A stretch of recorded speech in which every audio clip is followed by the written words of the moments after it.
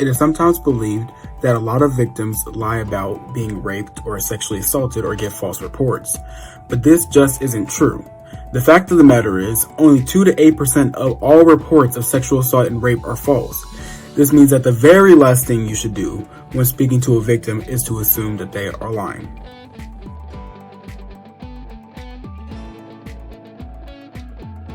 A myth is that what you wear can get you raped, and what you wear is the cause of you getting raped, which is a myth.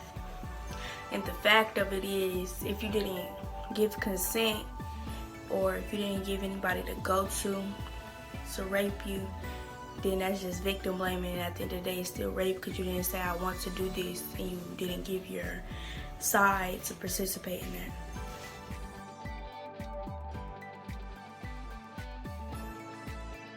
It does not give a person the okay to have sex with them. You have to have consent before you decide to have sex with someone.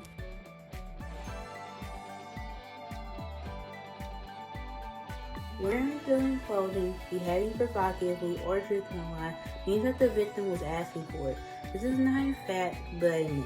This is a myth because no matter what someone else was wearing, how they're behaving, or if they're intoxicated, then you should be expected to give consent before engaging in sexual activity. Their right to give consent should be respected and not up for debate due to their behaviors, actions, or clothing choices.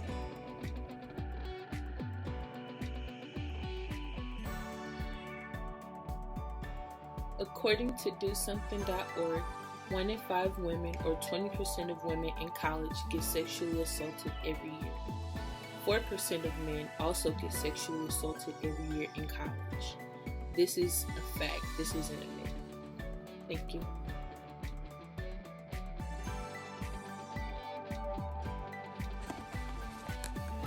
If a victim of sexual assault does not fight back, they must have thought the assault was not that bad or they wanted it. This is a myth because not everyone has the same reaction to danger. Some people may freeze, some people may try to run away instead of fighting back. This does not mean that they wanted anything because nobody has ever asked for it.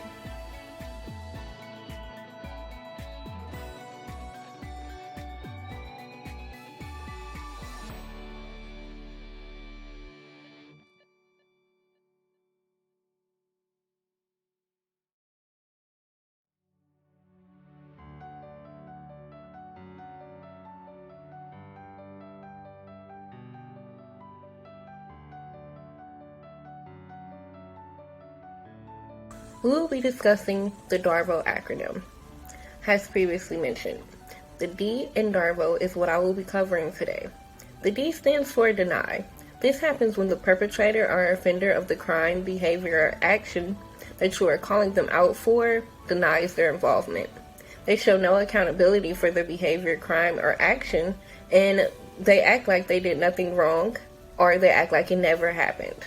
In DARVO, the A stands for attack. This happens whenever the person being accused of wrongdoing tries to attack the person that's accusing them, or the victim. This may look like slandering their physical appearance, their reputation, or their character. In sexual assault, it often looks like calling the victim a slut or a whore or saying that they were asking for it. It may also look like the attacker saying that the victim was too ugly to have been assaulted, or painting them out to be crazy or a liar. This is the attacker's way of trying to discredit the victim in their story. Finally, you get to the RVO portion or phase of DARVO. RVO is reverse victim and offender phase. In this phase, the accuser will shift the attention off of them and onto their partner. This could be done sneaky, it could be done subtle, and it will shift the focus onto the partner in a way that the victim is claiming not to be guilty and that actually they are the ones that is hurt or wounded in the situation.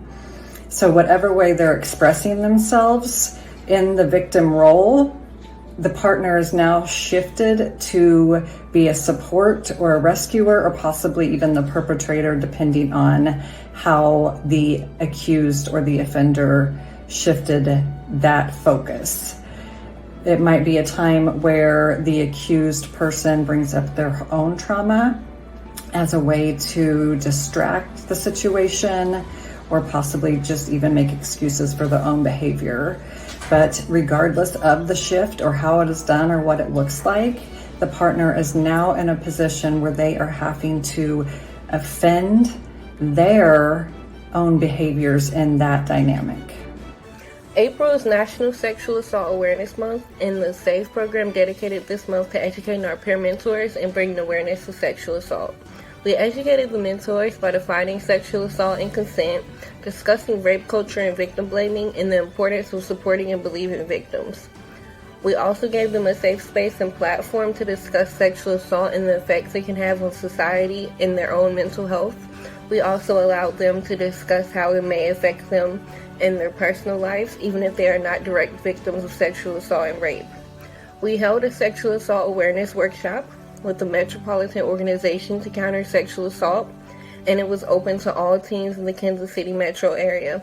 We also brought attention to Denim Day and had youth participate to bring awareness and support sexual assault and rape victims.